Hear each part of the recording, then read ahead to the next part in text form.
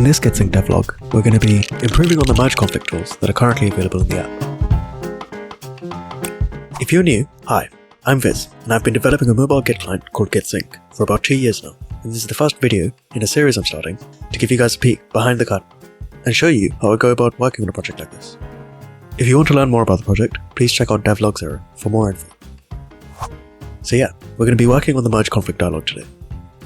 For those that aren't familiar, GitSync currently has a flow where if a merge conflict occurs during a sync, the repository is dropped onto a detached head, and the user is prompted to resolve the conflict. It works for quick and dirty conflict resolution, but there are some simple changes that could take this the rest of the way. We're going to start off today with a fix for the merge conflict buttons not filling the dialog width.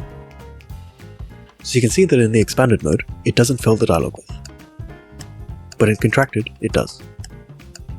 This is actually because the button widths are calculated from the screen width, with the padding subtracted.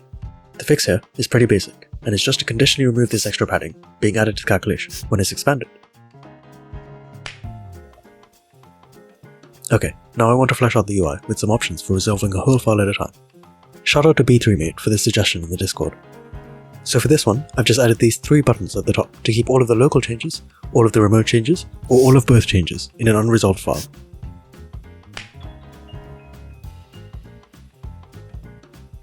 And that works exactly as you might expect.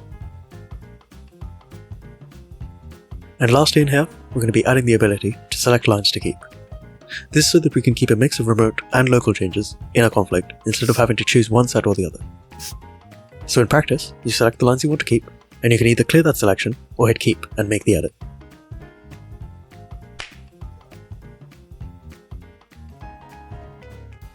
So now that should cover a large majority of the use cases that people have for merge conflict resolution. So now, outside of the merge dialog, I also want to add the ability to quickly resolve later or abort the merge. So here's that new button, and clicking on it just aborts the merge so you can continue editing and sync and resolve fully later. I've also updated the text inside the dialog so that it says resolve later when you're in sync mode and abort merge when you're in client mode, as it does in this new button. I think that reads a lot better, but I'd love to hear your opinion down in the comments. And then one last thing, to finish off our merge conflict changes, which is to make it so that the resolved commits aren't pushed in client mode. If you aren't aware, client mode is the advanced UI for GitSync that makes it look and behave more like a full Git client, instead of focusing on sync as the main use. For that reason, after a merge conflict, some users may be expecting commits to be left unpushed for them to do so manually. So that's exactly what happens now.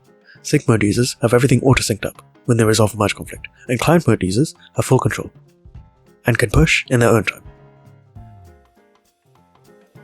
And that marks the end of this video.